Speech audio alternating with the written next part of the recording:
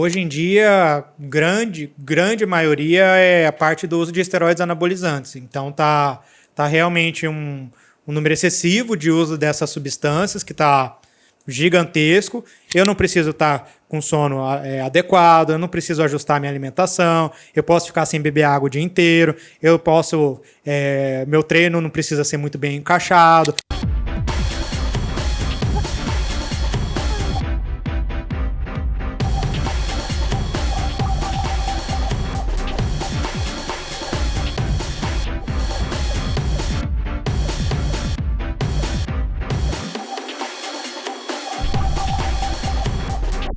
Olá pessoal, aqui é Antônio Schumacher, treinador, coordenador da Inspire Studio Fitness, cofundador da ATP Assessoria Esportiva. Estou aqui iniciando esse novo projeto que é o InformaCast, projeto que vem trazendo para vocês informação de qualidade para a sua boa forma física, emocional, profissional e espiritual. Estou aqui hoje com o Dr. João Lombardi, médico fisiologista, médico do esporte e cofundador do Instituto Lombardi. Obrigado, João, pela presença. Fico muito honrado aí em ter recebido o convite para estar com você aqui hoje. É isso aí. Bom, para começar, gente, eu quero falar sobre os patrocinadores que estão ajudando aqui a esse projeto, né? Iniciar esse canal, que é o Atacadão do Suplemento, né? A Bateras Beach, a PHD Motos e Bikes e o Inspire Studio Fitness. Agradecer a todos esses patrocinadores aí que estão colaborando aí para o andamento, né, desse projeto, acreditando na gente aí no nosso trabalho, né? E vamos começar aqui, né, João? Vamos falar um pouco aí de como que é essa paixão pela medicina, como que veio essa inspiração, se é de família, se é alguma inspiração de algum médico importante, como que foi o início aí para você escolher essa área da medicina? Bom, eu sempre, desde muito novo, sempre tive essa visão de que o esporte ele é uma ferramenta social muito importante, não só no alto rendimento, né? O alto rendimento em que as pessoas usam o esporte como a carreira física em si, a carreira para estar pagando as contas, estar colocando comida na mesa.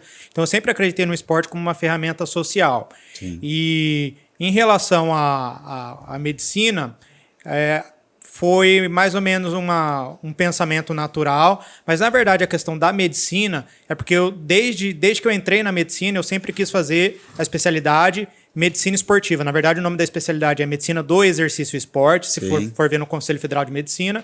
Sim. E eu entrei querendo medicina esportiva, então entrei querendo medicina esportiva, formei na medicina querendo medicina esportiva, fiz a residência médica em medicina esportiva, e graças a Deus sou muito realizado, então já foi um caminho meio que direto, meio que nessa crença desde sempre no esporte como uma ferramenta social para as pessoas do nosso mundo. Massa.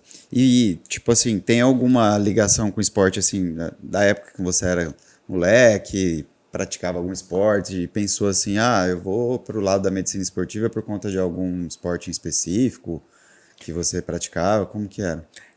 Curiosamente, os meus pais sempre colocaram eu e meu irmão para fazer exercício físico, colocaram em atividades esportivas, e eu peguei muito a época do Gustavo Kirten, que foi mais ou menos naquela época que ele foi tricampeão de Roland Garros, e aí eu fazia aulas de tênis. Sim. E então até nessa rotina do tênis mesmo, nada pensando em ser atleta nem nada disso, mas sim como uma rotina.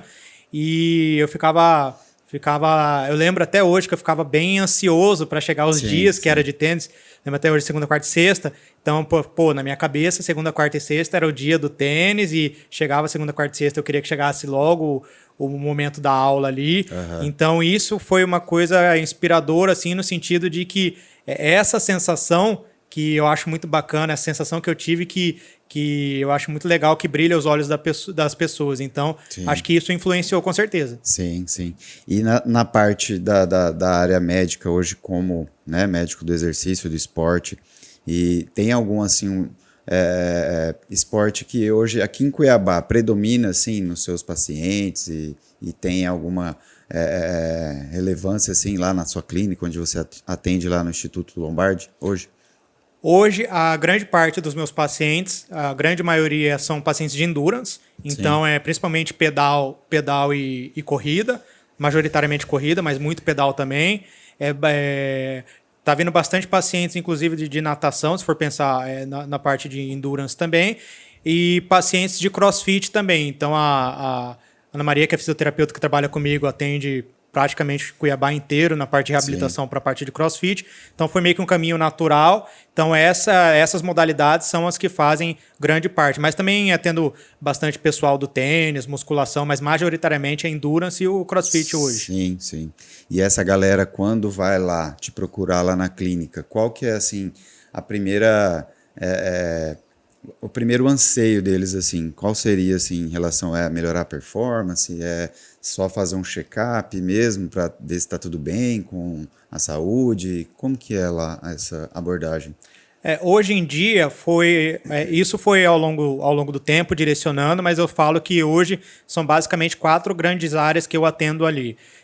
Naturalmente, traumato esportivo, então entorse de tornozelo, impacto femoroacetabular de quadril, né?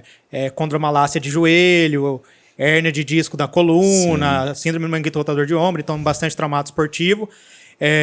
Pacientes que têm alguma doença, alguma patologia e querem usar o exercício, o treinamento físico como uma ferramenta terapêutica não medicamentosa, então usar o exercício como tratamento. Sim. E aí seria, por exemplo, eu tenho um paciente de tudo quanto a gente você imaginar, paciente de diabetes tipo 1, paciente com câncer, paciente que infartou, paciente com problema de tireoide, problema intestinal, respiratório. Então, usando o exercício como uma ferramenta terapêutica.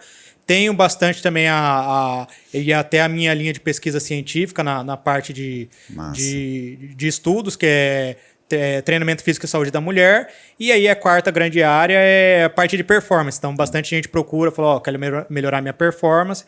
E aí a gente aborda basicamente esses pontos lá na clínica. Tá, você falou aí de treinamento físico e saúde da mulher. Qual que é essa linha de pesquisa aí? O que você está levantando de dados e quais as mais atuais achados aí dessa área, né? Que muita gente às vezes acha que treinar mulher e treinar homem é a mesma coisa e é totalmente diferente, né?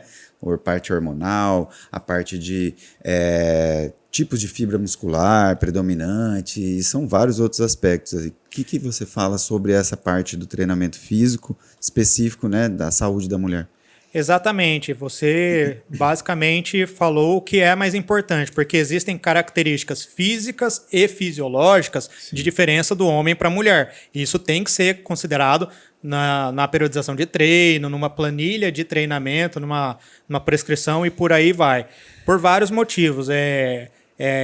Comparação de massa muscular do homem e da mulher, massa óssea, densidade mineral óssea do homem e da mulher, tamanho de coração, gordura, né? Percentual de gordura, tamanho de coração, tamanho de pulmão.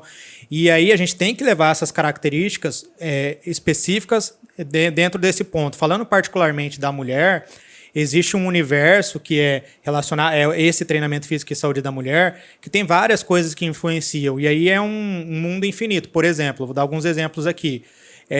Por exemplo, tem mulher que treina tanto, não come por tanto que treina e fica sem menstruar. Ou então mulher que no período menstrual fica com dificuldade de treinar. Tem mulher que treina e perde um pouquinho de xixi durante o treino. Sim. Tem mulher que tem dúvidas durante a gestação. Eu posso fazer, não posso fazer. Tem mulher que, quando eu corro, balança meu peito dói e eu não vou correr. Às vezes a paixão dela é correr. Sim. E deixa de fazer uma coisa que gosta, porque sendo que é uma coisa que tem solução. Então, realmente é um universo bem grande assim e que é um direcionamento que eu tomei como linha de pesquisa científica. E essa parte que você falou de parar de menstruar tem muito a ver com baixo percentual de gordura ou tem outras correlações em relação a isso? Tem a ver com outras correlações. O que acontece muito é que o nosso corpo ele tem um instinto de sobrevivência muito grande. Então, a partir do momento que a gente não equipara o tanto que a gente gasta de energia com o quanto a gente come, o corpo ele entra num instinto de sobrevivência muito grande e ele vai priorizar coisas que ele entende que são necessárias para a sobrevivência naquele momento, em detrimento de coisas que ele não entende que não são necessárias para sobreviver naquele momento. Né? Então ele desvia energia lá para cérebro, coração, fígado, rins. Pro básico, né? Pro básico. E ele entende que desenvolvimento e reprodução não são necessários naquele momento de uma privação energética. Sim. E aí uma delas é a alteração ali do ciclo menstrual, sim, que aí é a popular, que as pessoas podem ter escutado falar já, é a tríade da mulher atleta. Então isso acaba acontecendo corriqueiramente e é um dos assuntos aí que a gente acaba vendo bastante em consultório. Massa. Porque muitas vezes as pessoas acham que, por exemplo, quando a mulher vai fazer uma restrição mais severa para diminuir o percentual de gordura, né? E em relação a isso, acaba tendo alguns efeitos, né, e um deles pode ser que tenha, né, a menorreia, que é a cessação da menstruação, né? Sim. Ou com níveis alterados aí de hormônios e tal, né?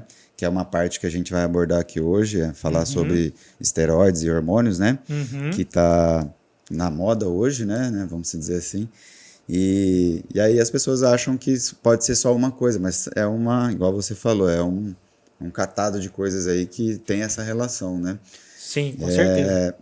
Voltando aqui nessa parte de treinamento físico e saúde da mulher. Nessa questão que você falou do tipo de fibra muscular e tal, tem alguma coisa que está acontecendo de estudo para que acham algum esporte específico que a mulher seja mais beneficiada ou algo assim hoje? Sim, inclusive essas questões, essas diferenças, que quando fala diferenças físicas e fisiológicas, o que as pessoas têm que ter na cabeça é que isso não é igual que a mulher treine menos, com menos volume, menos intensidade, só são diferentes, mas isso não é sinônimo que a mulher vai treinar menos que o homem, ou que o treino vai ser mais leve que o do homem. Só são características diferentes, que às vezes falar homem é diferente da mulher e a pessoa automaticamente associa a essa questão de não, para a mulher o treino vai ser mais leve. Não necessariamente. Vai ter um menor volume. E aí algumas modalidades de gestual técnico, por exemplo, a parte de ginástica, ou então atividades aquáticas também, polo aquático, natação, tem um componente em que a mulher tem um benefício extra. Ela se sobressai, né? Se sobressai em relação ao homem.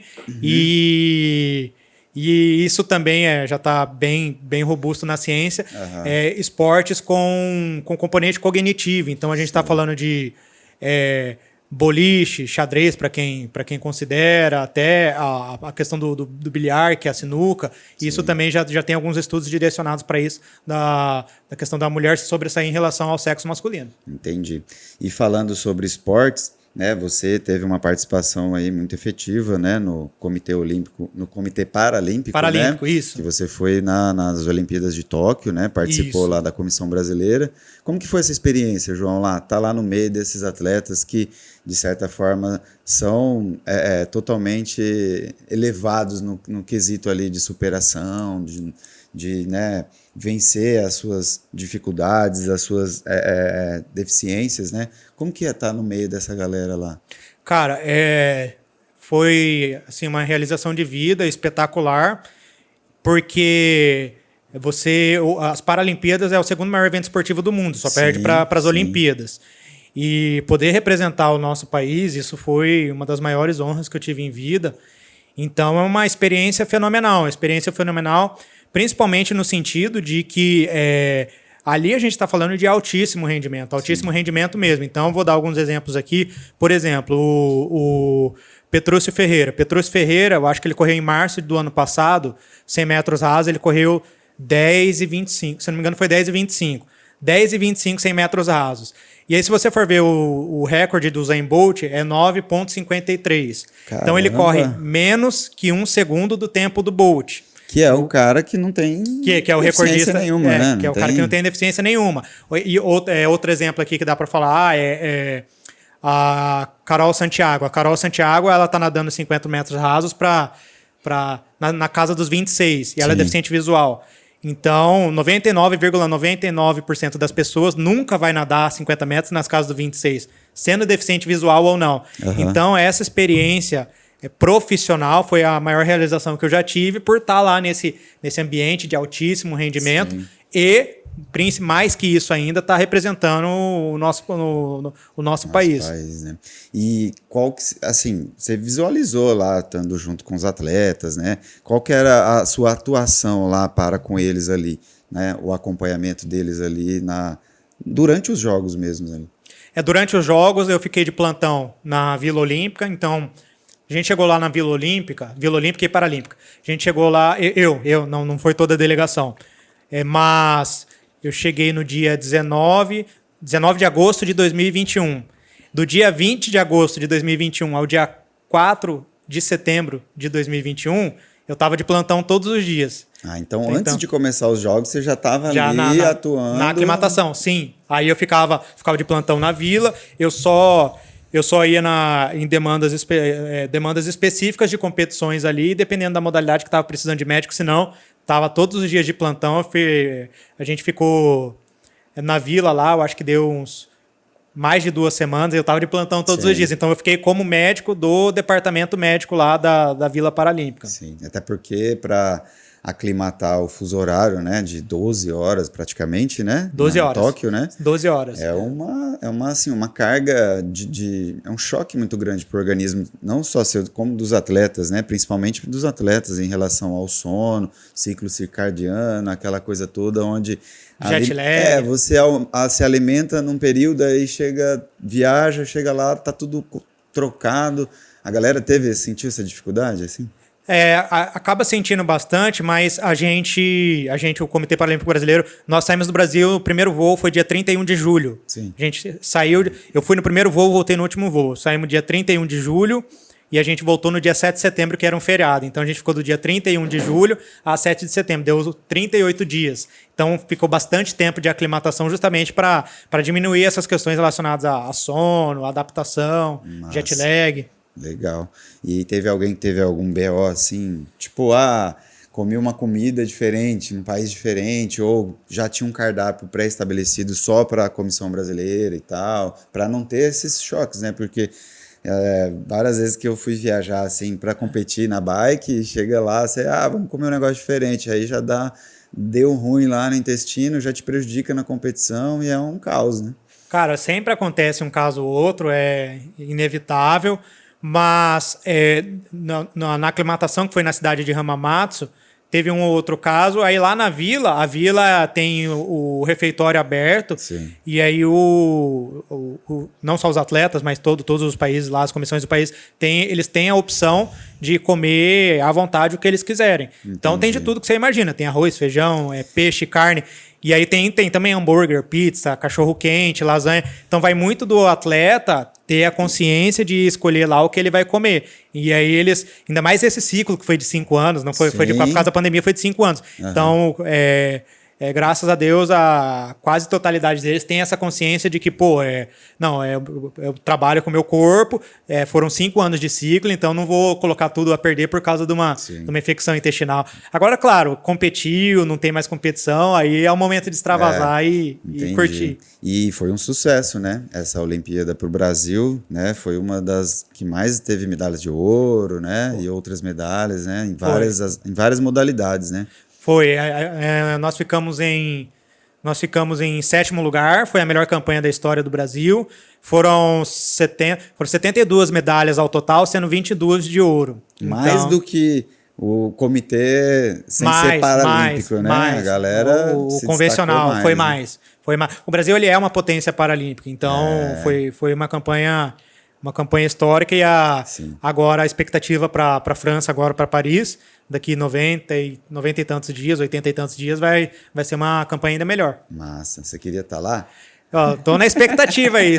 Se der tudo certo, se tiver a convocação, eu vou aceitar de prontidão, com certeza. Massa. E, inclusive, no ciclismo foi um dos maiores, a modalidade que mais teve medalhas de ouro, né? Na Paralímpica de Tóquio.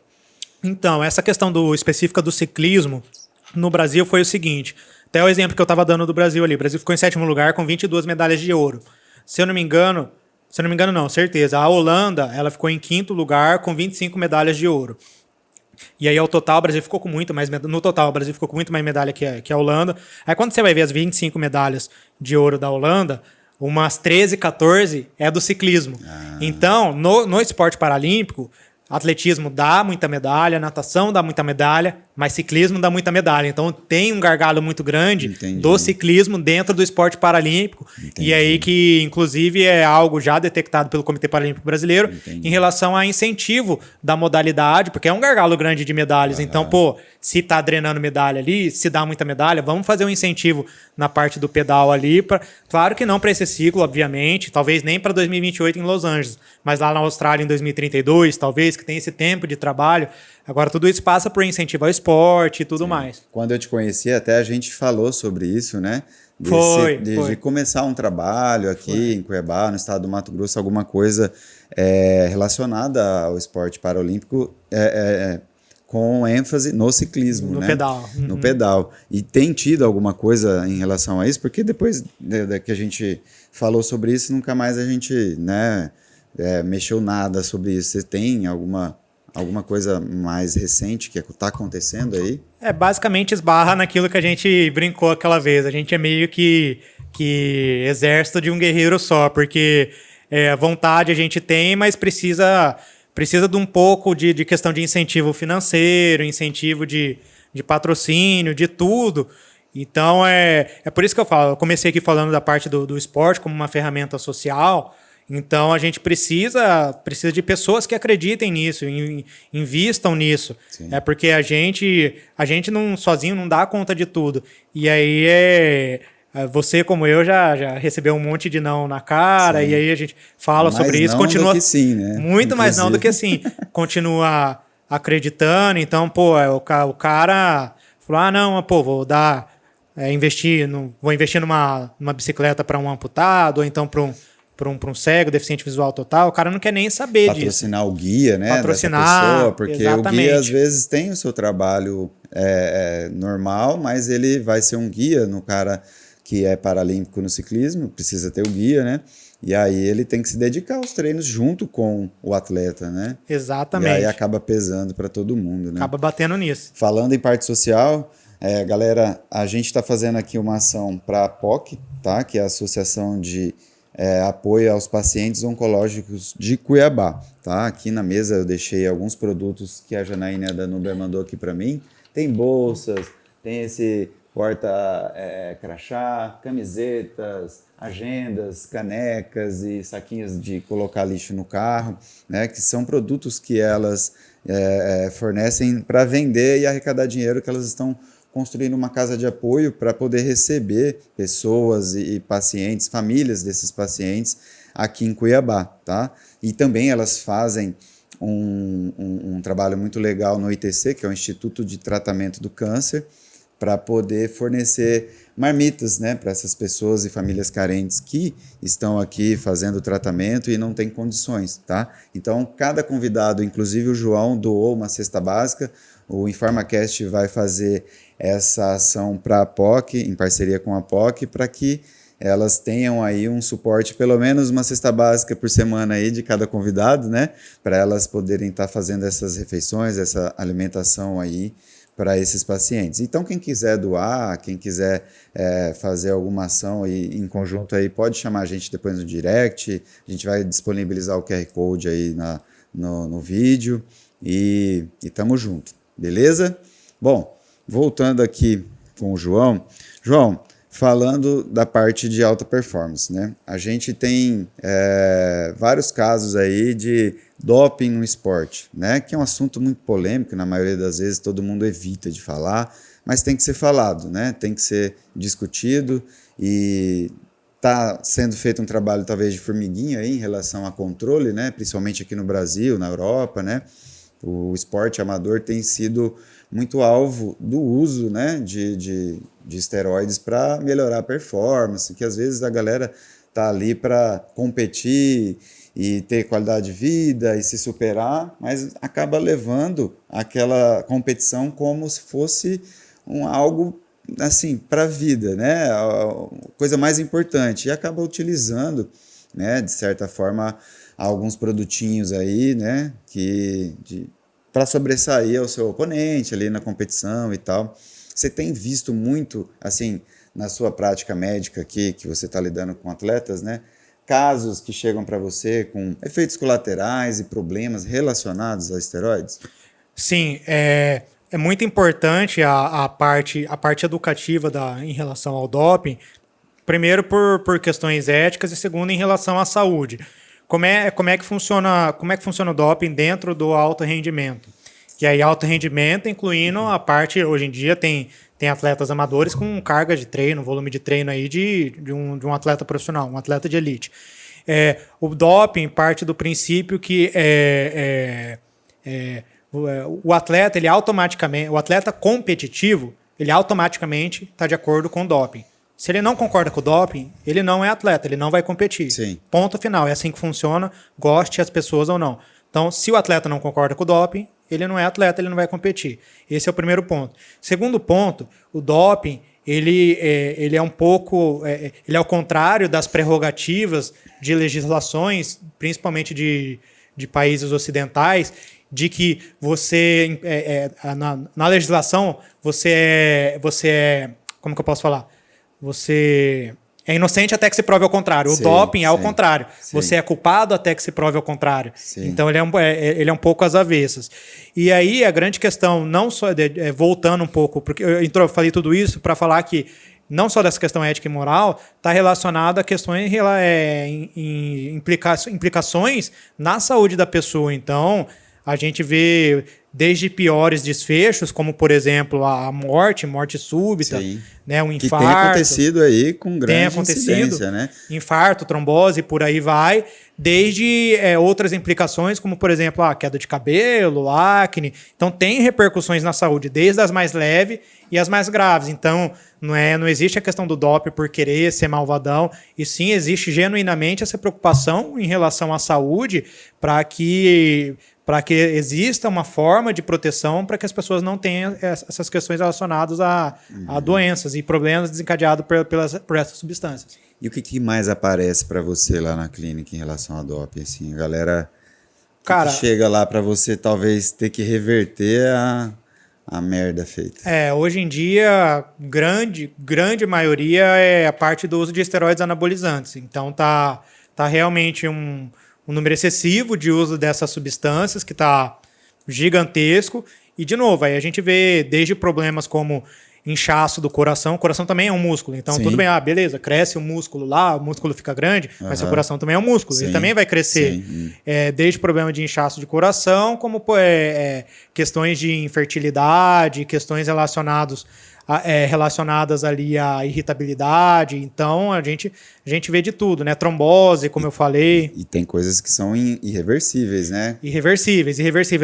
No homem, muitas vezes irreversível é a infertilidade. Sim. E diminuição do tamanho do testículo. Às vezes o testículo não volta ao tamanho que era antes. Sim. E na mulher existem duas coisas que são irreversíveis, que é engrossamento da voz e hipertrofia clitoriana. Sim. Chega um ponto que é irreversível, não tem mais o que fazer. Sim. Então, esses são efeitos colaterais que acabam sendo irreversíveis aí. Entendi. E, assim, falando de esteroides e tal, tem muita gente que tem feito, né, o uso ou indicações de chip da beleza, implantes hormonais e tal. E a gente sabe que isso é tudo muito novo, né, para vocês na área da medicina e etc. Ainda tem poucos estudos sobre, né, os efeitos, o que vai causar, o que não vai, a maior parte se é benefício, se não é. O que você tem a dizer assim, em relação a esses chips, esses implantes hormonais aí, que são diferentes de esteroides orais ou intramusculares, né? Que fica ali, a pessoa faz o implante, coloca ali dentro subcutâneo, né? E ele fica com duração às vezes de 6, 8 meses, 1 ano. Sim, exatamente o que você falou. Quando a gente fala... esteroides anabolizantes é uma classe muito grande. Sim. Dentro da área da saúde. Sim. Então, quando eu vou pegar uma outra classe de medicação só para fazer uma comparação. Por exemplo, antihipertensivo, remédio para pressão. Tem um remédio da pressão que ele causa tosse. É todos os remédios da pressão que causam tosse? Não, é uma classe muito específica. Sim. tem uma outra classe que causa inchaço dos pés ali, das pernas, né? Edema de membros inferiores a gente chama. São todos antihipertensivos? Não, é uma classe muito específica. E aí, para quando a gente fala de esteroides anabolizantes, é a mesma coisa. Então, a gente sabe que acontece tudo essas coisas. Então, incha o coração, cai cabelo, infertilidade, hipertrofia clitoriana, diminuição de testículo, trombose, altera o colesterol. A gente sabe que acontece tudo isso. O que a gente não sabe que não tem na ciência? Aí quem falar o contrário disso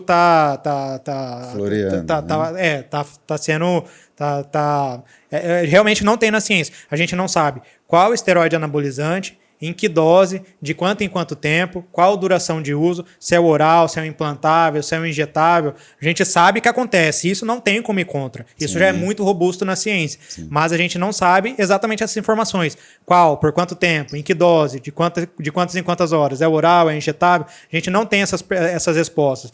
Então, as pessoas acabam utilizando uma substância que basicamente é uma roleta russa, porque não sabe o que vai acontecer. Né? Tem gente que usa 10 anos e não acontece nada?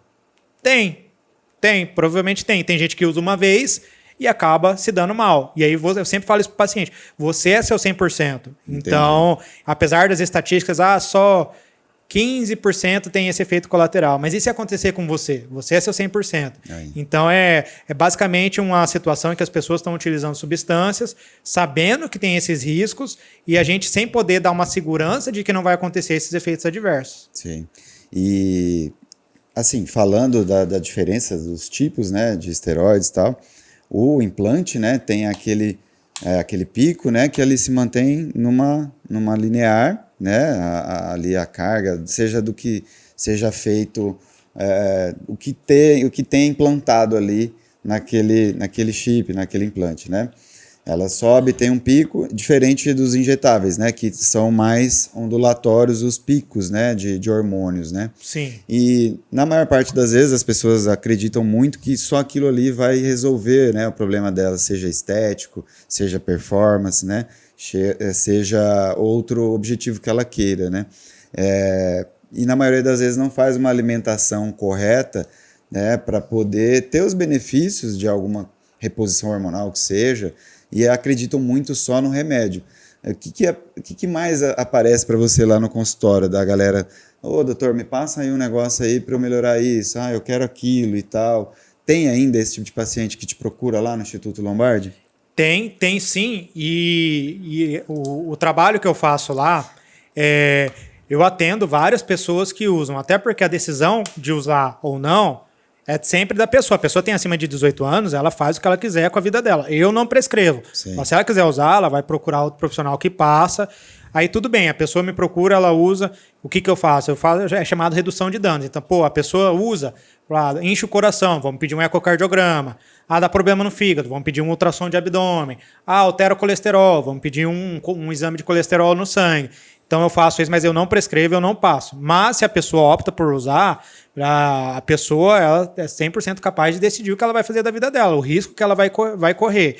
E aí, o trabalho que eu faço, na verdade, é muito mais uma reflexão exatamente dentro disso que você falou, porque performance é uma variável virtualmente infinita. Sim. Porque performance é performance igual a hidratação, performance igual a treino, performance igual a alimentação, performance igual a sono, performance igual a estado de saúde, performance igual a genética essa a gente não muda.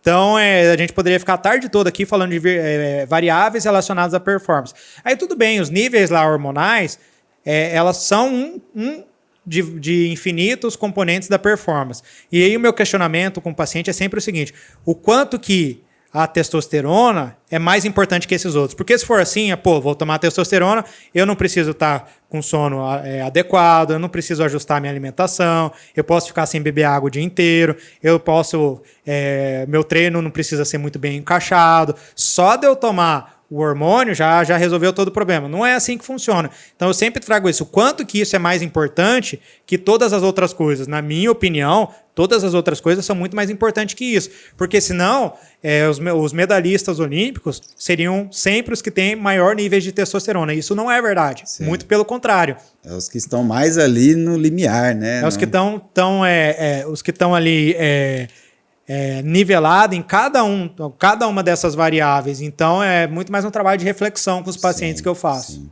entendi. Bom, vamos dar uma pausa aqui para a gente fazer nosso café. Opa. Inclusive, o café não é doping, não, né? Não, café não. Café pode tomar? O café pode tomar, hein? Enquanto você vai fazendo aí, eu vou falando uma... Café aqui da Três Corações, né? Que é o nosso apoiador aqui do canal. A gente vai fazer um cafezinho aqui para cada um.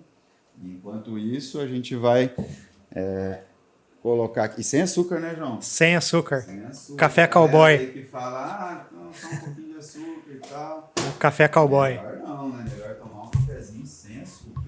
Né? Tem nossa maquininha da Três Corações Touch. Vamos fazer um café aqui para cada um. Enquanto ela esquenta aqui, a gente vai fazer um bate rápido aqui, que é essa parte aqui do programa, que é as perguntas ping-pong, né? Vou fazer umas perguntas rápidas aqui para o João, para a gente conhecer um pouco também mais do lado João sem o jaleco, né? Vamos lá. E me responde aqui, João, qual que é um ídolo para você? Um ídolo para mim é São João Paulo II, o Papa que faleceu em 2005. João Paulo II. São João Paulo II. São João Paulo II. E um filme para você, assim, que te marcou, que você indica, que você fala para os amigos, não, assista esse aqui, é bom. Na Natureza Selvagem. Na Natureza Selvagem? Conta o que essa história do filme? Na Natureza Selvagem é a história de um rapaz que era extremamente inteligente, é uma história real de um rapaz que ele larga tudo da vida dele, dando spoiler aí, larga tudo da vida dele para fazer o que ele tinha de vontade, o que ele tinha... O que era de desejo dele ali, de falar, aproveitar da vida da forma que ele queria, da forma que ele imaginava que fosse a melhor forma. E aí o desfecho, a pessoa... Não vou dar spoiler aqui para a pessoa assistir. É melhor não, né? E uma música, João? Qual que é uma música que te marca? Uma música que você coloca que te deixa, assim, em paz? Que você gosta de ouvir? Cara, eu gosto muito... Não tem uma específica, mas eu gosto muito das músicas dos Beatles, porque se você for parar para pensar...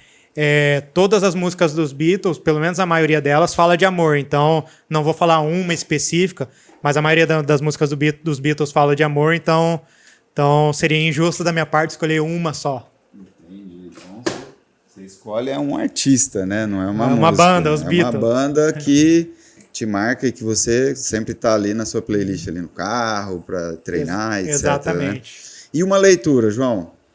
Uma leitura, cara, uma leitura que eu estou fazendo agora, inclusive, talvez minha resposta seja até influência disso no momento, é um livro chamado Comunicação Não Violenta.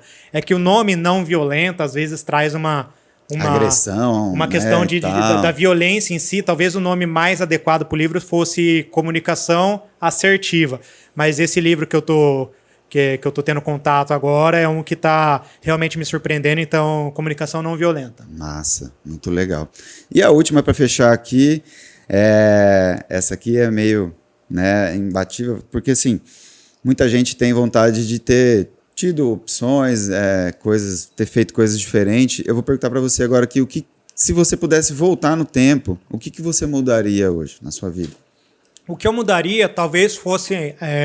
me programar de uma forma mais organizada, no sentido de planejamento de vida que eu tenho, que é eu gosto muito de viajar, então viajar o mundo, conhecer vários lugares. Então, se eu pudesse voltar, eu trabalharia mais uma questão até em termos de amadurecimento para colocar isso na rotina de planos, para que isso fosse mais factível e mais atingível ao longo de todos esses anos. Entendi. Massa, muito legal. Aí todo mundo já soube um pouco mais aí sobre o João, né?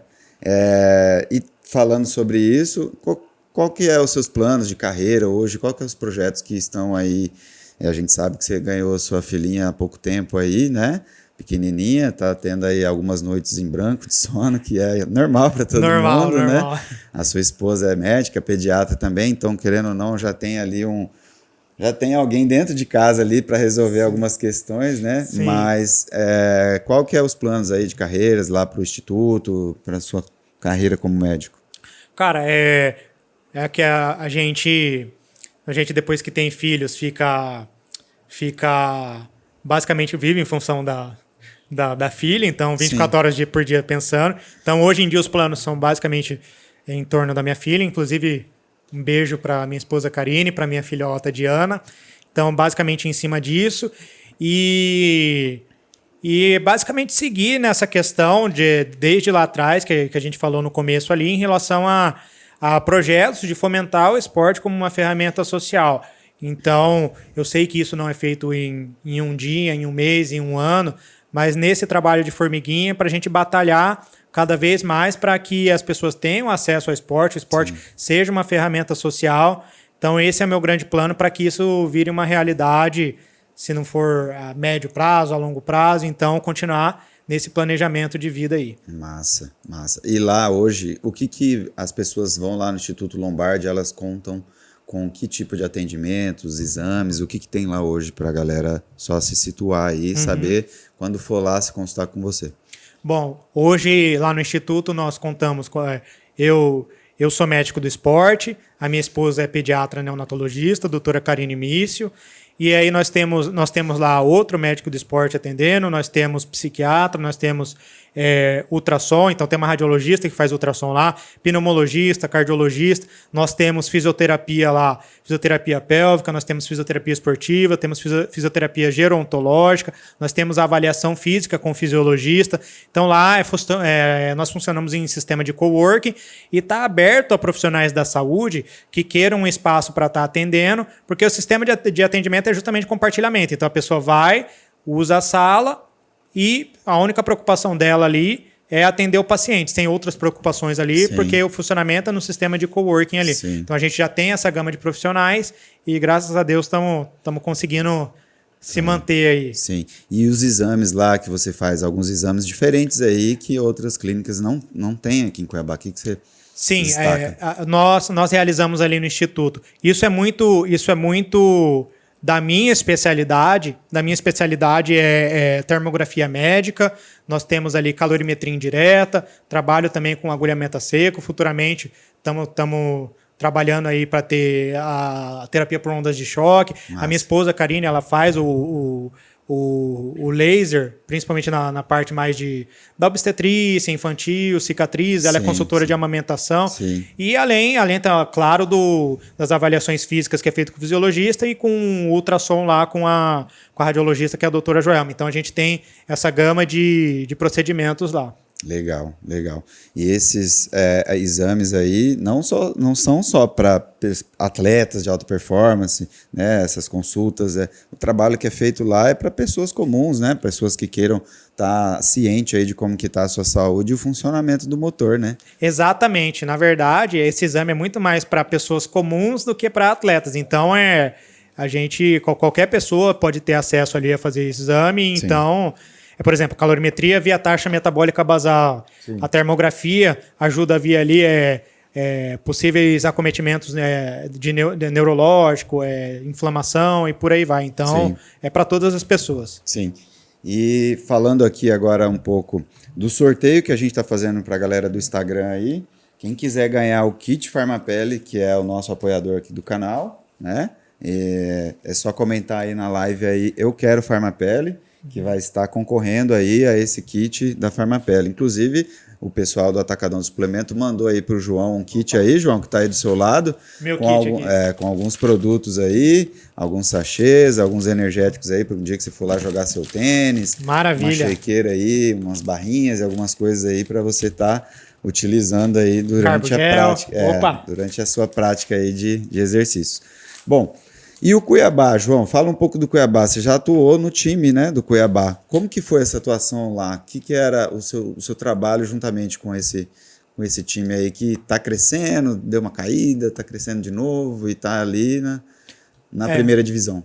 Cara, a experiência de trabalhar num clube de Série A foi espetacular e a dinâmica do clube ali, ela acaba sendo... Posso falar em termos comparativos, basicamente como o funcionamento de uma empresa. É diferente ali Flamengo, Corinthians, Atlético Mineiro, Grêmio. Ali é funcionamento de empresa mesmo. Sim. Então foi uma experiência fenomenal, só tenho a agradecer o período que eu tive lá. Infelizmente eu optei por não continuar por questões não só profissionais, mas pessoais também. Então chegou um ponto ali que eu tenho a minha clínica, eu sou médico colaborador do Comitê Paralímpico Brasileiro, eu tenho meus pacientes, eu estou fazendo meu mestrado, então não tinha como simplesmente eu parar a minha vida para ser só médico de time de futebol. Então chegou um ponto ali que eu tinha que fazer uma decisão, ou eu virava só médico de time de futebol e tudo isso ficava de lado, ou eu optava por ter todas as outras questões ali. Então, infelizmente, chegou um ponto que eu precisei escolher, mas foi uma experiência muito, muito boa e muito gratificante ali. Conheci os profissionais que trabalham ali. Só tenho a agradecer. Cada escolha é uma renúncia, né, João? Cada escolha é uma renúncia, com certeza. É, isso aí. E nessa atuação lá com o time do Cuiabá, a gente sabe que aqui o calor é maior do Brasil, né? Como que é essa questão, não só para o time do Cuiabá, mas também para atletas de corrida, de endurance, que enfrentam esse calor extremo em certas épocas do ano, na maior parte do ano em Cuiabá é quente para burro, né? Então, o que você indica para essa galera, uma dica sua agora, para enfrentar e ter bons resultados com os treinos, não entrar aí talvez em overtraining ou ter alguma deficiência de algum mineral? Qual que é a sua dica para a turma aproveitar aí, fazer os treinos e não ter problema de saúde ou alguma outra coisa assim, queda no rendimento e tal? Tomar sempre muito cuidado. A gente fala principalmente direcionada a atividades fora, em ambientes abertos, aí. Então, algumas recomendações são basicamente recomendações gerais, como, por exemplo, vestimentas leves, procurar, sempre que possível, horários que não esteja tão quente, tomar muito cuidado com relação à hidratação. Então, a hidratação é uma coisa que tem que estar muito bem ajustado. Tomar cuidados com insolação, hipertermia. Então, são basicamente essas recomendações. E se manter muito bem alimentado, porque o clima aqui acaba sendo mais quente. Então, são orientações básicas, mas que muitas vezes ficam de lado. Então, sempre está direcionando para essas orientações gerais. E para tomar algum suplemento assim em relação aos treinos, né? É óbvio que a gente tem que fazer exames, né? Para ver se precisa talvez repor um sódio, um magnésio, né? Que na maior parte das vezes para quem pratica endurance tem uma depredação maior desses no organismo, né? Tem algum suplemento que você fala assim, não, esse aqui para quem mora em Cuiabá e treina nesse sol quente, talvez seja bem utilizado, sem contraindicação e tal? Cara, se fosse para escolher um suplemento, eu falaria com certeza creatina, o suplemento mais bem estudado no mundo, é o mais estudado no mundo, com excelentes evidências científicas. Então, se fosse para apostar em um para ser certeiro, eu falaria com certeza a creatina. Em outros aspectos, e aí não falando só aqui em Cuiabá, muitas vezes a grande parte das pessoas tem uma dificuldade muito grande em atingir a quantidade proteica diária. E aí, nessas situações, sim, o suplemento é muito bem-vindo. Sim. Então, aí talvez entrar com whey protein, principalmente por questões de volume alimentar mesmo, acaba sendo mais difícil. As mulheres acabam tendo mais dificuldade de atingir essa meta proteica. Sim. Idosos também chega um ponto ali que é mais difícil mesmo, a digestibilidade, a parte do apetite.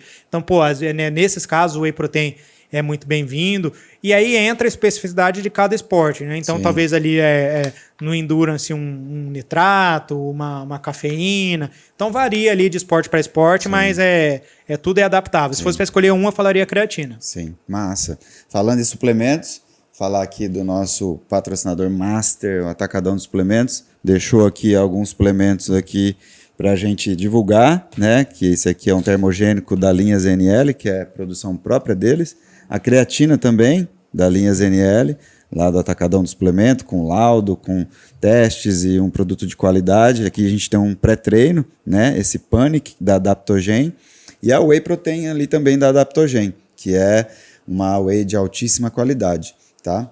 E assim, quem tem alguma indicação médica de nutricionista, procura lá o Atacadão do Suplemento para poder estar adquirindo o seu suplemento. Lá tem o Lucas, o Luan, o Arison, um atendimento totalmente diferenciado, com indicações que eles vão explicar, tirar todas as dúvidas para vocês de cada suplemento, beleza? Bom, para finalizar aqui, João, eu queria estar conversando mais, né? Mas a gente já passou 1 hora aqui falando e a gente nem viu passar, né? Bom demais. O negócio, quando o assunto é bom, vai embora. Qual que é uma mensagem assim que você queira deixar para a galera, né? Praticante de atividade física ou para quem não pratica atividade física e está querendo iniciar e tal? Qual que é a sua mensagem como médico, né, do esporte? O que incentivaria essas pessoas quem pratica continuar, não parar, e quem está pensando ou ainda não pratica, iniciar? Cara, para quem não pratica e quer iniciar, eu sempre falo, o melhor esporte, o melhor exercício é aquele que você gosta. E aí a minha mensagem para essas pessoas é ser insistente no sentido de achar alguma coisa que brilhe os olhos dela. Então, seja lá o que for, para uma pessoa vai ser boxe, para outra pessoa vai ser natação, para outra pessoa vai ser vôlei. Sim. Então, achar o que brilha os olhos, porque toda a funcionalidade do ser humano é baseada no movimento. Então, a gente precisa ser fisicamente ativo. Então, achar uma coisa que brilhe os olhos, porque as pessoas, quando elas acham esse exercício, essa atividade, por exemplo, vamos pegar um longão do pedal, Sim. O longão é um momento ali que, é a hora que eu vou encontrar a galera, é a resenha. Então, o longão é um evento da minha semana. Então, achar alguma coisa mais ou menos nesse sentido de que brilhe os olhos. E as pessoas que já fazem continuar sendo isso na rotina como uma coisa natural do dia a dia mesmo, igual tomar banho, igual escovar o dente, igual dormir. Então, que esse treino faça parte do dia a dia até o último dia da vida da pessoa. Então, quando estiver lá com 90 e tantos anos, ainda ser fisicamente ativo. Sim, não depender de cuidadores, não ficar acamado. Não precisar de ajuda para ir no banheiro, para subir escada, por aí vai. Exatamente. Show de bola. João, eu queria te agradecer a sua presença, sua disponibilidade de estar aqui, de abrir, né, esse canal, InformaCast. Assim, para mim é uma honra muito grande, né, trazer um profissional assim tão gabaritado e tão conservador na área médica, né? E desejo todo o sucesso do mundo para você, né? Quero também finalizar aqui agradecendo aos patrocinadores do canal, Atacadão do Suplemento,